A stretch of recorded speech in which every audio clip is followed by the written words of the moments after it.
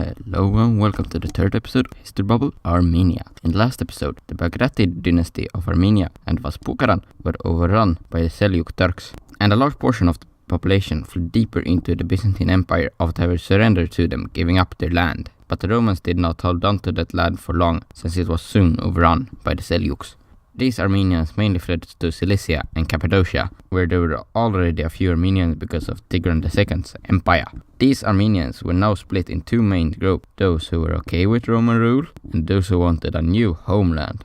And they knew they could not fight the Seljuks, who just a few years after the Byzantine had taken over Armenia had conquered it. So instead they opted to take it from their other enemy, the Byzantines. So an Armenian noble named Rupen guarded a force of Armenians in Cilicia, and they joined him because they were not content with Byzantine rules. They did not encounter much resistance, mainly because the Byzantines were fairly occupied with other powers, mainly the Seljuks, and the land was not that rich anyways after having been pillaged many times in the Byzantine Muslim wars.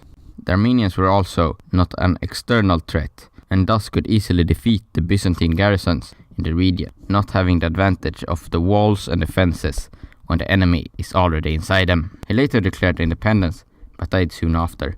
After his death, his son Constantine took power, and the Third Crusade starts and come to Cilicia. After letting them pass through the land, Constantine began to supply the Crusaders while they besieged Antioch, maybe to try to protect themselves from the Crusaders' plunder, or maybe to try to get on the Crusaders' good side, hoping to get a future alliance. Soon, Constantine's son, Toros, takes over after the death of Constantine, and his main goal was to expand. Besides many other cities, he captured Sis and takes it as his new capital. It also seemed that supplying the Crusaders had paid off, as when he expanded, the Crusaders of Antioch helped him drive out the Romans. This made the Turks believe that the region was weak, as most Byzantine forces in the area had been sent to deal with Armenia. They could easily conquer and pillage the area surrounding Cilicia, and so they invaded, but were repulsed by the Armenians, who won multiple battles over them. But in later encounters they started to sustain fairly large casualties, but they were not large enough to halt expansions, as Toros' successor, Leon, expanded his domain to the Mediterranean coast, opening up sea trade. But relations between Armenia and her allies in the Crusader state of Antioch started to worsen. They soon escalated into a border dispute, and the Prince of Antioch lured Leon into a trap and took him prisoner. Leon paid his way out. Soon after he turned upon Antioch and invaded the disputed territory.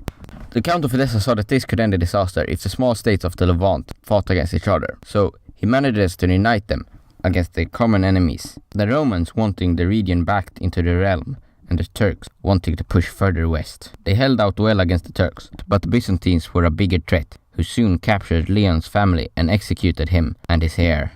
Armenia's allies could not help them either, being occupied by the Turks. One of Leon's sons, Toros, who had been captured, managed to get contacts in the Byzantine court to free him.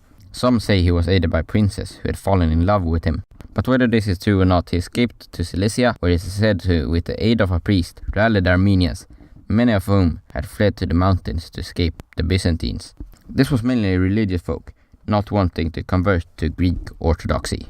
He captured city after city, many of the citizens defecting to him on the way, and soon he has most of the land back. The Romans tried to retake the land, but loses many battles to the Armenians, and to try to regain their reputation, they attacked the Turks and defeats them. And the Turks in turn, to try to regain their reputation, attacked the Armenians. But in the meantime, the Crusaders had dealt with their external problems, so could now help Armenia in battle, and together they drove away the Turks. The Crusaders and Armenians later invade Cyprus and conquers the island, securing a better naval base in the area, helping trade in the region.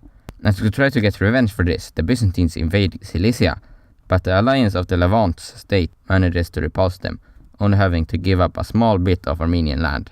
Toros' successor and son, Rupen, did not rule long, since Toros' brother, Mleh, aided by Muslims, invaded and usurped the throne. But Mleh was not well liked because of how he came to power, and was assassinated by the nobles of Armenia. The Ayyubid Sultanate had by this time almost conquered all the Crusader state, starting the Third Crusade. The new Baron of Armenia accepted the Crusader into his realm and tried to befriend them, hoping for later protection, which they kind of get, since the Byzantines are now scared of attacking Armenia, when they could get the other powers of Europe on their bad side if they did.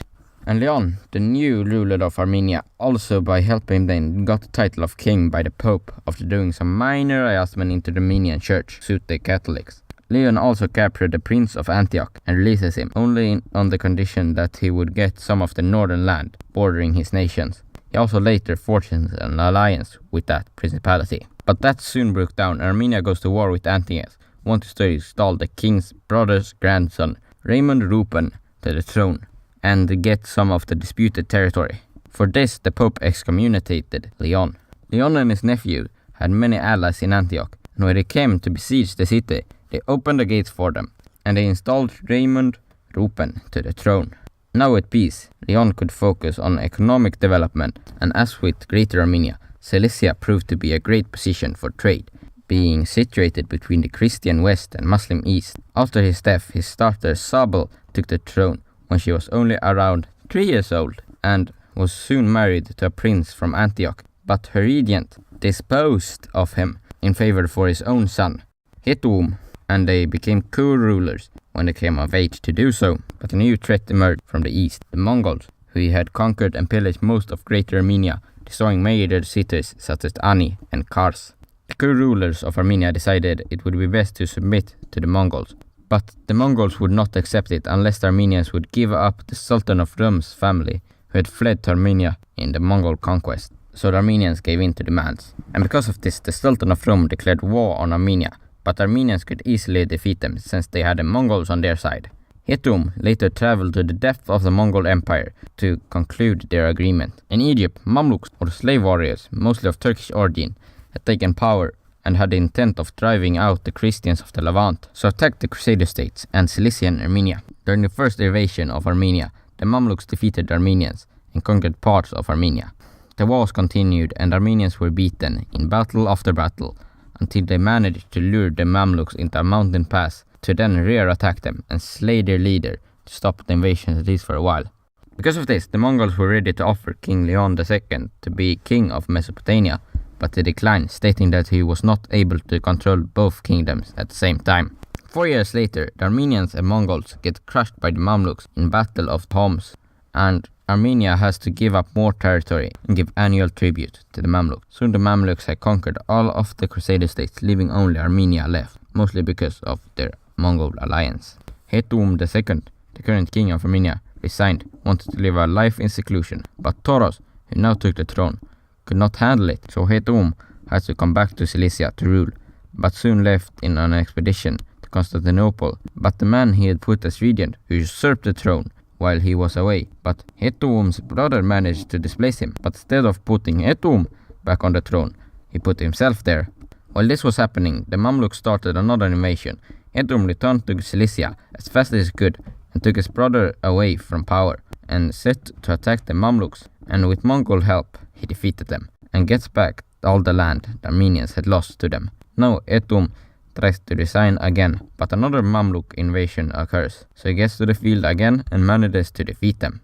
The Mongols, now have been converted to Islam, wanted to spread their religion to Armenia and wanted to build a mosque in Sis, the capital, but Hetum refused. So the Mongols, in one of their meetings discussing politics, decided to kill both Hetum and the Cilician king.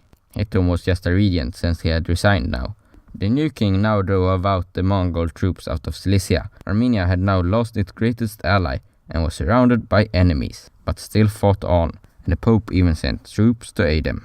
But the king soon died, but he had no heir, so a minor French noble, whose mother was Armenian, got to the throne, but tried to convert Armenia to Catholicism to try to get aid from the West, so he was assassinated by nobles. After his death, a husband of the last Armenian king's sister got the throne. But these kings were Catholics and non-Armenians, causing unrest and civil strife in Armenian Cilicia, making it easy for the Mamluks to invade. And the nobles finally are happy with the king. The Mamluks have almost conquered all of Armenia, except for Sis and other major strongholds, and the treasury is empty, so the kingdom soon falls anyway.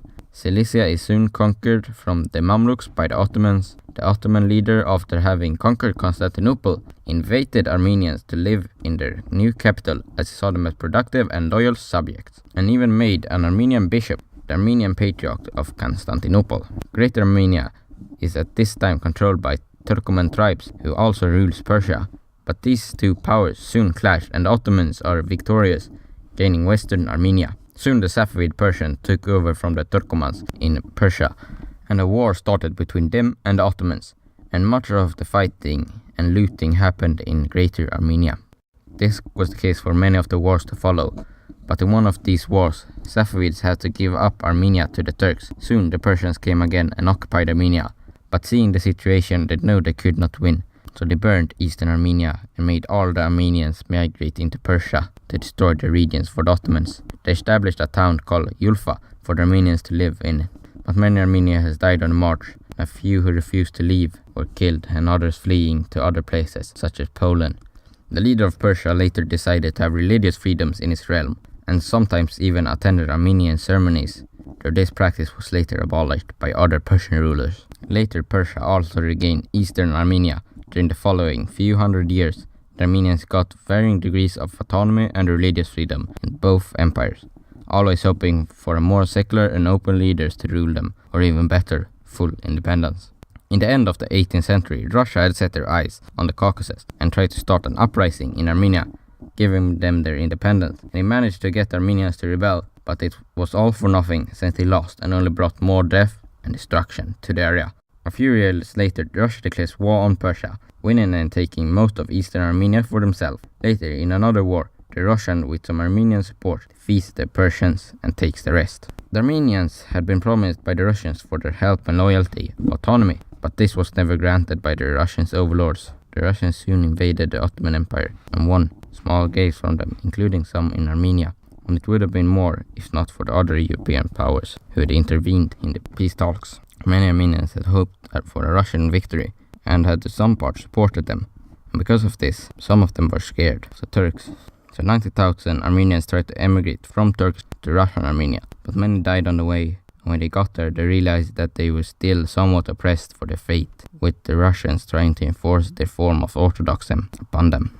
Another war soon broke out between the powers, more hardship for the Armenians, being right in the middle. This war also ended in Russian victory and even more Armenian lands for them. And with that, I will leave you for today. See you next time.